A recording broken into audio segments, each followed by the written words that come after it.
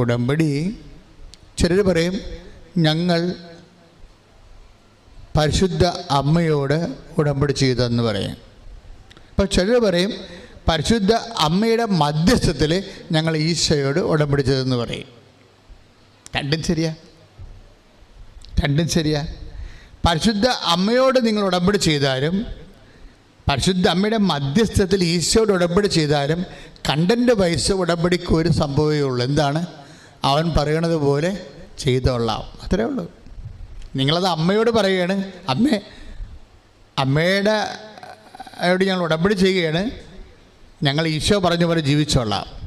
നിങ്ങൾ ഈശോയോട് പറയുകയാണ്, ഈശോ അമ്മയുടെ മധ്യസ്ഥത്തിൽ ഞങ്ങൾ അങ്ങയോട് ഉടമ്പടി ചെയ്യുന്നു, അങ്ങ് പറഞ്ഞതുപോലെ ഞങ്ങൾ ജീവിച്ചോളാം. അപ്പോൾ ആരോട് ഉടമ്പടി ചെയ്താലും content wise do what he tells ആണ്, അവൻ പറയണത് പോലെ ചെയ്യുക. ഈ ദിവ്യരഹസ്യം വെളിപ്പെടുമ്പോൾ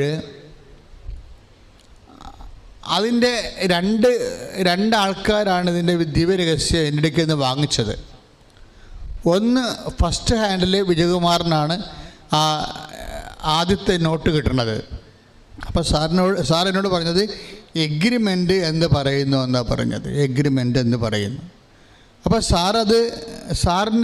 സാറൊരു ബിസിനസ് മാൻ ആയത് കാരണം അദ്ദേഹത്തിൻ്റെ ജീവിത രീതിയുമായിട്ട് അദ്ദേഹത്തിന് മനസ്സിലാകാത്തത് എഗ്രിമെൻ്റ് എന്നാണ്.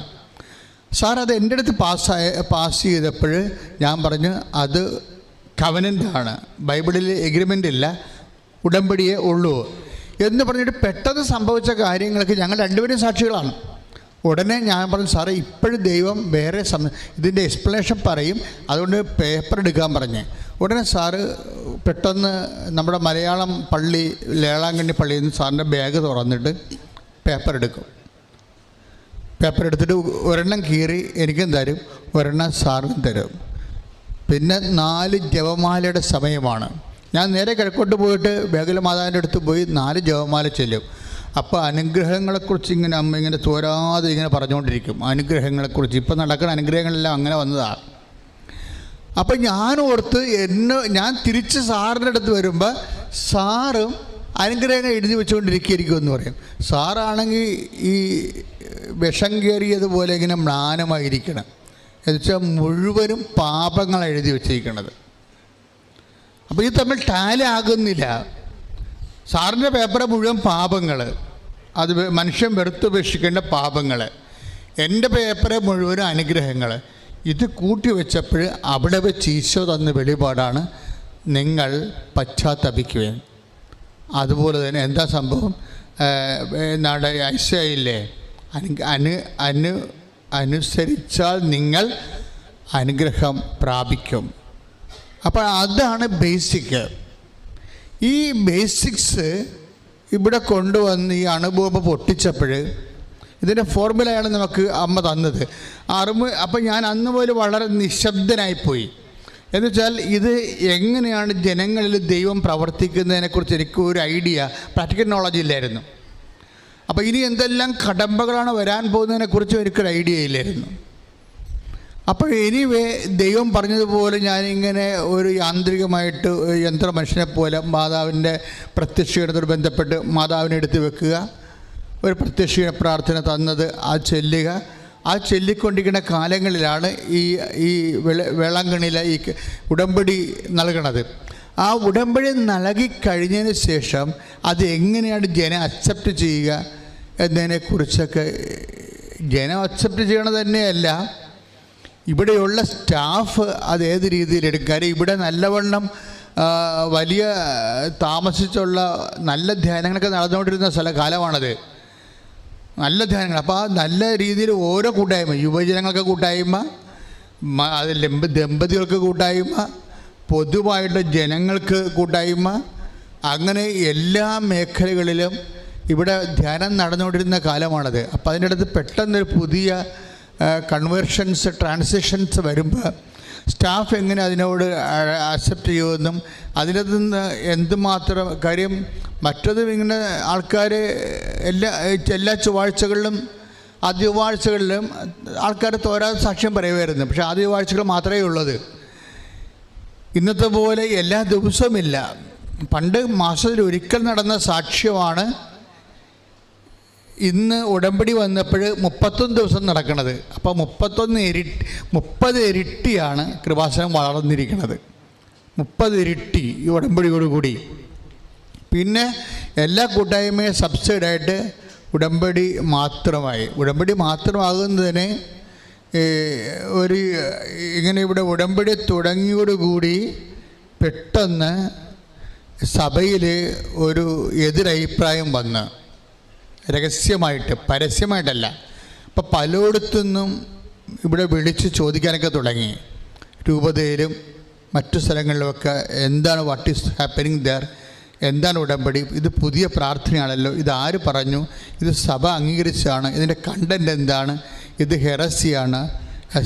അങ്ങനെ കുറേ രീതിയിൽ ഇഷ്യൂസ് ഡെവലപ്പ് ചെയ്ത് വന്നപ്പോൾ ജോമോൾ എന്നോട് പറഞ്ഞ് ഇതിന് ഇഷ്യൂസ് വരുന്നുണ്ട്, നമ്മൾ എന്താണ് ചെയ്യേണ്ടത്. അപ്പോൾ ഞാൻ പെട്ടെന്ന് അപ്പോൾ കോയമ്പത്തൂർ നിൽക്കുകയാണ്, ഞാനുണ്ട് സാറുണ്ട്.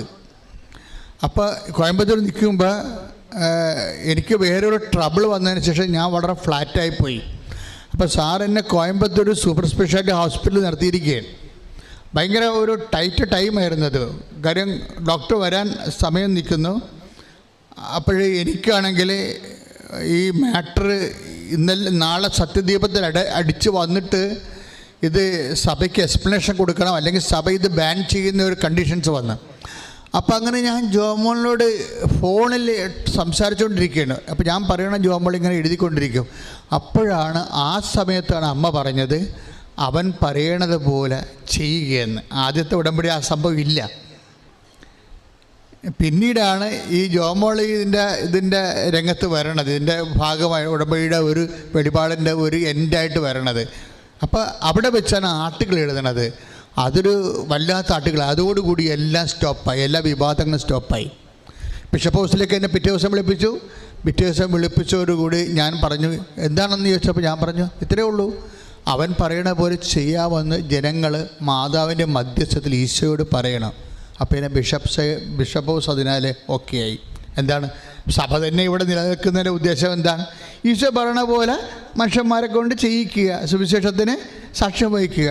പക്ഷേ ഇതെല്ലാം ചിന്തിച്ചോ ആലോചിച്ചോ കരുതിക്കൂട്ടിയുള്ള നടപടിയല്ല. ഇതെല്ലാം ഒരു അത്യന്താപേക്ഷിതമായൊരു സമയത്ത് ദൈവത്തിൻ്റെ അരുളപ്പാടുകളായിട്ടാണ് ഇത് വന്നത്.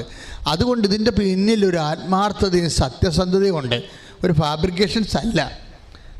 അപ്പോൾ ഇതിൻ്റെ പിന്നെ ഈ സത്യസന്ധതയ്ക്ക് ഇങ്ങനെ ദൈവം ഓരോരോ ഘട്ടങ്ങളിൽ ഇതിൽ എനിക്ക് വന്നിട്ടുള്ള ഒരു നന്മയാണോ, അല്ലെങ്കിൽ എനിക്ക് വേണമെങ്കിൽ വിജയകുമാർ സാറിനെ ഇവിടെ നിർത്താമായിരുന്നു. പക്ഷേ മാതാവിൻ്റെ പദ്ധതിയിൽ വിജയകുമാർ സാറ് മറ്റൊരു സ്റ്റേറ്റിൽ പ്രവർത്തിക്കുന്നതിനെക്കുറിച്ച്, മിഷൻ വ്യാപിക്കുന്നതിനെക്കുറിച്ചാണ് മാതാവിൻ്റെ പദ്ധതി. അല്ലെങ്കിൽ ഇതിൻ്റെ നേരവകാശി, ശുശ്രൂഷയുടെ നേരവകാശി എന്ന രീതിയിൽ എല്ലാ ദിവസവും സാറിനെയും കൗൺസിലിംഗ് വെച്ചിട്ട് സാറിനെ ഇവിടെ നിർത്താമായിരുന്നു. അപ്പോൾ പക്ഷേ ഇപ്പോൾ അതിനേക്കാൾ മെച്ചമായ രീതിയിൽ സാർ ഇവിടെയും പ്രവർത്തിക്കുന്നു. അതുപോലെ തന്നെ കോയമ്പത്തൂർ നമുക്ക് വലിയൊരു കൂട്ടായ്മ ഉണ്ട്. ഇപ്പോൾ ക്ലമൻ്റൊക്കെ ഇവിടെ ഉണ്ട്, പല ശക്തരായ പ്രവർത്തകരുണ്ട് അവിടെ. ഒരു കോയമ്പത്തൂർ മാത്രമല്ല, ഇപ്പോഴും കുഴുമൂറും അതുപോലെ തന്നെ ട്രിച്ചിയിലും അങ്ങനെ എല്ലാ സ്ഥലങ്ങളിലും തന്നെ വ്യാപിച്ച് സാറിൻ്റെ ഉടമ്പടി കൂട്ടായ്മകളുണ്ട്. ഇപ്പോൾ ഏതാണ്ട് 7 സ്ഥലത്ത് മറ്റേ കോയമ്പത്തൂർ. അത് എപ്പോഴും നമ്മൾ ശ്രദ്ധിക്കേണ്ടതാണ്. എപ്പോഴും നമ്മൾ ഒരു ദൈവം നമ്മൾക്ക് പ്രവർത്തിക്കണത് എപ്പോഴും നിങ്ങൾ ശ്രദ്ധിക്കണം. ഒരു നല്ല ക്ലൈമറ്റിൽ ഒരിക്കലും സുവിശേഷം പ്രവർത്തിക്കത്തില്ല. അത് നിങ്ങൾക്കും ഉള്ള വിഷയം അതാണ്. നിങ്ങളുടെ ജീവിതത്തിൽ സന്തോഷവും സമാധാനത്തിലും ഒരിക്കലും സുവിശേഷം വർക്കൗട്ട് ചെയ്യത്തില്ല. ദൈവാനുഗ്രഹം. ഇപ്പം നിങ്ങൾ സങ്കടത്തിൻ്റെ കാലമാണ്, ഇപ്പം സുവിശേഷം വർക്കൗട്ട് ചെയ്യും. മഴ പെയ്യുമ്പോൾ വയലുകളിൽ വിത്തുകൾ പൊട്ടി മുളക്കുന്നു, അതാണ് സംഭവം. അതാണ് സങ്കീർത്തനം പറയണത്. മഴ പെയ്യുമ്പോഴാണ് വിത്ത് പൊട്ടിമുളക്കണത്, ഈ വചനം പൊട്ടിമുളക്കണതും ഫലം നൽകണതും. അപ്പോൾ സങ്കടത്തിൻ്റെ കണ്ണീരിൻ്റെ മഴ പെയ്യണ കാലമാണ്, നമ്മൾ ദൈവത്തിൻ്റെ അനുഗ്രഹം മുളച്ചു വരുന്ന സമയമാണ്.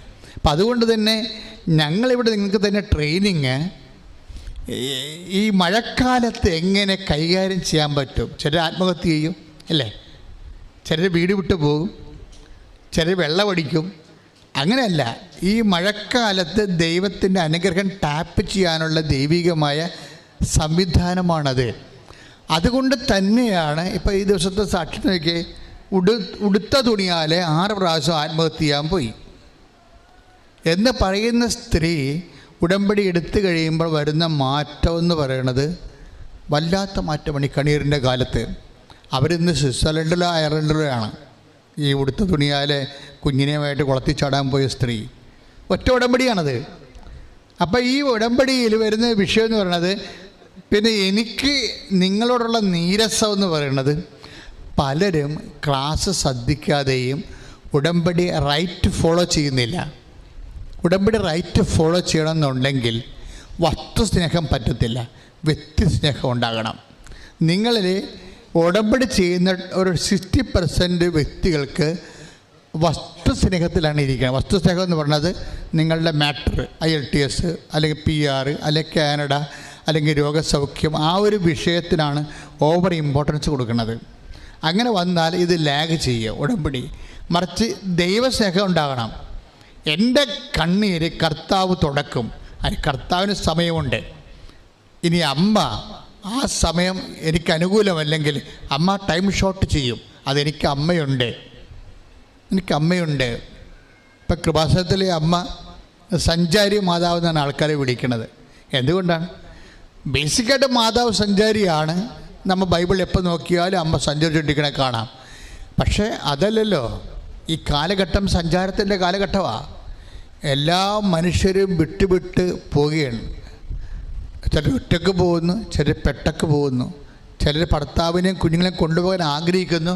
പക്ഷേ വിസ പ്രശ്നം കാരണം കൊണ്ടുപോകാൻ പറ്റണില്ല, അവർ ഒറ്റക്ക് പോകും.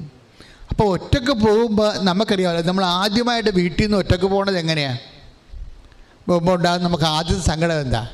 നിങ്ങൾ ആദ്യമായിട്ട് ഈ ജന്മത്തെ ആദ്യമായിട്ട് കുഞ്ഞുനാൾ എപ്പോഴാണ് നിങ്ങൾ ആദ്യം വീട്ടിൽ നിന്ന് ഒറ്റയ്ക്ക് ഇറങ്ങിയത്? ഹോസ്റ്റലിലോട്ടോ പഠിക്കുന്ന സ്ഥലങ്ങളിലേക്കോ ഒറ്റയ്ക്ക് പോയത്? അപ്പം നിങ്ങൾ എവിടെ നിന്നാണ് പോണത്? നിങ്ങളുടെ മനസ്സിലെ ആദ്യത്തെ ദുഃഖം എന്താണ്? ഈ ഫസ്റ്റ് ക്രൈ എന്ന് പറഞ്ഞ പോലെ ആദ്യത്തെ സങ്കടം എന്താണ്? അമ്മയെ വിട്ട് പിരിഞ്ഞല്ലോ എന്നാണ്, അല്ലേ? ആദ്യം സഞ്ചരിക്കുന്നവർക്ക് മനസ്സിലുണ്ടാകുന്ന ആദ്യ ദുഃഖം എന്താണ്? അമ്മയെ വിട്ട് പിരിഞ്ഞല്ലോ. ആ ഒറ്റയ്ക്ക് സഞ്ചരിക്കുന്ന ആളിൻ്റെ കൂടെ ദൈവം അമ്മയെ ഏൽപ്പിച്ച് തന്നിരിക്കുകയാണ്. അമ്മയെ നീ വിട്ടു പിരിയുന്നില്ല. നിന്നെ പ്രസവിച്ച അമ്മ ഇവിടെ നിൽക്കണമെങ്കിൽ നിന്നെ ആത്മീയമായ പെറ്റ അമ്മ നീ പോകുന്നിടത്തെല്ലാം ദൈവത്തിൻ്റെ വാഗ്ദാന പ്രകാരം നിന്നോട് കൂടി ഉണ്ടായിരിക്കും. അങ്ങ് അമ്മ അനുഭവത്തിൻ്റെ ഒരു വലിയ ഒരു സാർത്ഥക തലങ്ങളിലാണ് ഉടമ്പടി ശരിക്കും ഉടമ്പടിയായി തഴച്ച് വളരുന്നത്. അപ്പോൾ ഈ ആധ്യാത്മിക അനുഭവത്തിൻ്റെ പങ്കാളി, അതാണ് പ്രേക്ഷിതരെന്ന് പറയും. ഞാൻ